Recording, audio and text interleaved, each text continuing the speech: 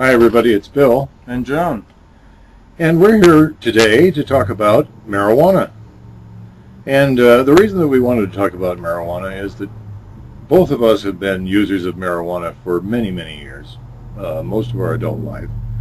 And recently, President Obama answered a question, or really failed to answer a question, on television that he was asked about marijuana. And he basically made a joke out of it and said that he didn't think it was good for the economy, and basically didn't even really answer the person's question. And this was one of the questions that got the most votes and rose to the top, or they wouldn't have even talked about it. So it was a bit demeaning and a bit annoying to people who have been trying literally all of their adult lives to see that marijuana becomes legalized. And not only that, you wouldn't think that a politician would miss such a good source of revenue as marijuana would be. The taxes that could be collected off each pack of marijuana cigarettes could just be tremendous. It's shameful that a politician would miss that. Now, medical marijuana is something that is passing in some states. And to his credit, Eric Holder, the Attorney General, has just said that they're not going to be prosecuting legitimate marijuana clinics and marijuana distribution places in states that have voted for legalized medical marijuana. But the problem with medical marijuana and the problem with the attitude towards marijuana is that people won't tell the truth about it. They're scared to death of it, and why, I don't really understand. I mean, it was something that was basically a political ploy in the 1930s. Everybody knows that that was a lot of crap back then. Yeah, where you get the black and tan off the street, off the stoops. They were, they were gangs and gang activity, and the politicians thought this was a way to clear up the streets. It was very much of a racist issue was when it came right down to it. Marijuana was not a problem in the country, not anywhere. Just as it isn't today, but still young people are being subjected to prison.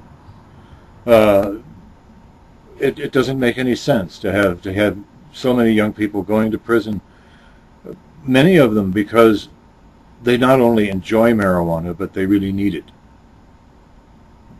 Both John and I have had a diagnosis with Asperger's syndrome, and we've found that marijuana has kept us solid and sociable, basically, for a long period. Well, not always sociable, but employed anyway. Yeah, yeah. And it has helped us with depression on numerous occasions. Both of us have suffered from depression and anxiety, and marijuana has been very good for that. Now, I wouldn't recommend marijuana for everybody, but it's certainly something that everybody ought to have the opportunity to try. And if they find that it helps them, they ought to have the opportunity to be able to use it. Because when you have cigarettes and alcohol being legalized, and everybody knows that more crime, more death, and more just absolute chaos is created from alcohol and health problems from cigarettes, than any other issues you can imagine, and marijuana is not responsible for any of those kinds of things. It is possible, though, that if you're a young person, you suffer from depression, you might use marijuana. It might make you more depressed, might make you feel worse. But the beauty of marijuana is that you wake up the next morning and the effects are gone. They say that it stays in your system for a couple of weeks, but essentially the effects are gone the very next day. Actually, I've found that I can still feel it the next morning.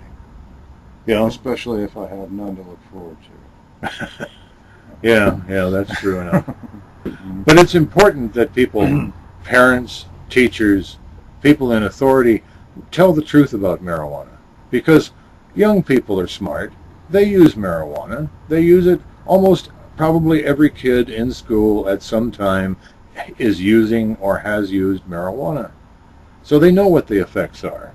So when parents go out and tell them things, or teachers tell them things that the kids know aren't true, then how do you expect that the kids are going to believe the truth when you tell them about heroin or methamphetamines or any of those kinds of things? as I said, both John and I have used marijuana for a long, long time, and we're not on heroin. We've never been on any addictive drugs of any kind. It's just another one of the myths that marijuana is a gateway drug. And apart from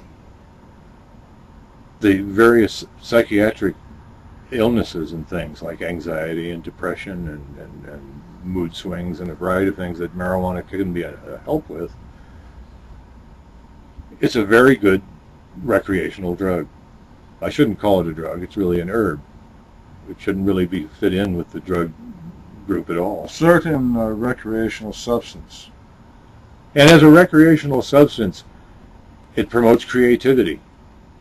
It enhances a person's ability to both perform and listen to music.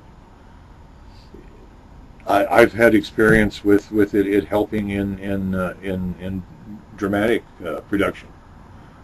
It's very useful in any sort of creative pursuit, and there's a lot of people out there whose lives are creative, and it can be a help to them. I found that when I used to watercolor, that I always like to have a little marijuana on hand because it helps, with the appreciation of color in a very dramatic way.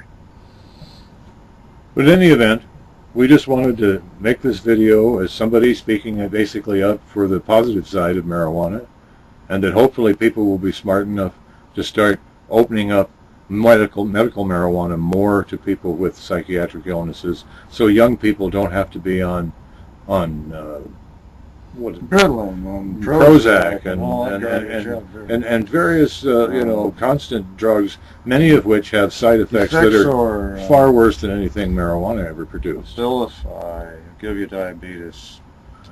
But anyway, we're going to leave you with a little quotation from the Child's Garden of Grass, which was a very popular book about marijuana in the 1970s.